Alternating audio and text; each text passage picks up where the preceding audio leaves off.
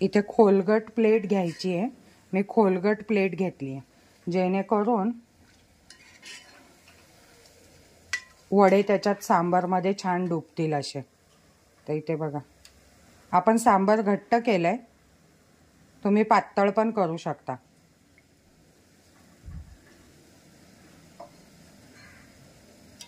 इथे सांबार घ्यायचं आणि त्यात हे गरम गरम वडे आहेत ना ते सोडायचे। सुक म्हणजे काय असतं तर हेच असतं, हे बघा। आणि छान असा आवाज येतो, तर ह्यालाच सुक म्हणतात।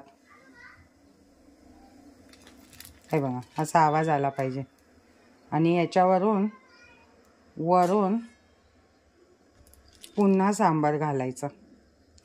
तर या सांबार वडा खायला टेस्टी पण आणि हेल्दी पण। इथे आपण डाळ वडा बनवतोय। डाळ भिजवून घेतलेली आहे, मुगाची, उडदाची आणि चण्याची।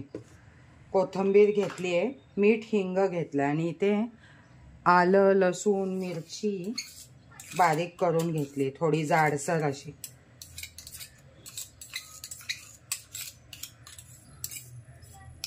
आणि हे सगळं आपण तिळाच्या तेलात बनवणार आहे। सांबार बनवून तयार केलेला आहे।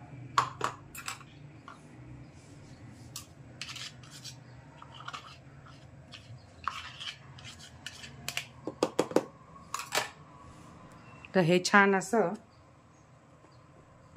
एकजीव करून घ्यायचं आहे।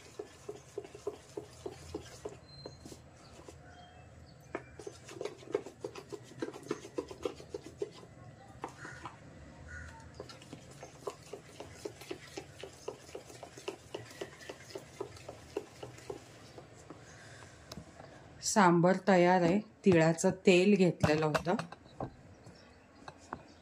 इथे। प्रभातचं तिळाचं तेल आणलंय, तर त्यात तळून बघू कसं होतंय ते। आणि तेल तापलंय का बघू, हे बघा। लगेच वडा वर आला पाहिजे तर समजायचं तेल तापलंय म्हणून। जर लगेच वडा वर आला तर इथे थोडासा गॅस फास्ट करूया जेणेकरून तेल तापेल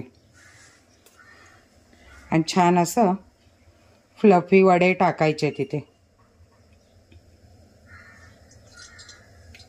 खाली बसले नाही पाहिजेत वडे, थोडे